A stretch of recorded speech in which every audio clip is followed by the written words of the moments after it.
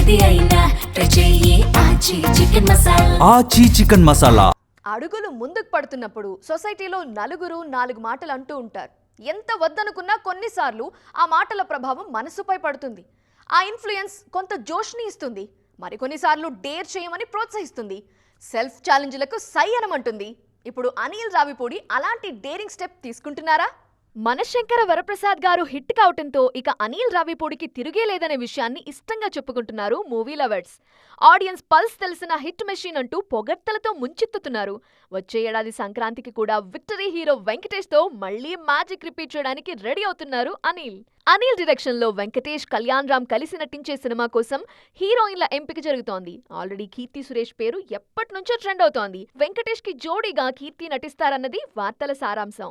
కళ్యాణ్ రామ్ తో జోడీ కట్టే నాయిక ఎవరు అనే చర్చలు కూడా సాగుతున్నాయి. ఉప్పెన బ్యూటీ కృతి శెట్టిని అనిల్ కన్సిడర్ చేస్తున్నారట అన్నది ఫిల్మ్ నగర్ న్యూస్. ఉప్పెన తరువాత తెలుగులో ఆ రేంజ్ సినిమా కోసం వెయిట్ చేస్తున్నారు కృతి శెట్టి. కీర్తి సురేష్, కృతి శెట్టి ఇద్దరికి ఇప్పుడు అర్జెంట్ గా హిట్ కావాలి. ఆ హిట్ అనిల్ రావిపూడి మూవీతో సాధ్యం అవుతుంది అనే కాన్ఫిడెన్స్ ఉంది జనాల్లో. గోదారి గట్టు మీద అంటూ ఐశ్వర్య రాజేష్ కి, మీను మీను అంటూ మీనాక్షి చౌదరికి, మిసాల పిల్ల అంటూ నయన్ కి సాలిడ్ హిట్స్ ఇచ్చిన అనిల్ కీర్తి, కృతి బాధ్యతని తీసుకోవటంలో నిజానిజాలేంటో తెలియాలంటే ఇంకొన్నాళ్లు వెయిట్ చేయాల్సిందే.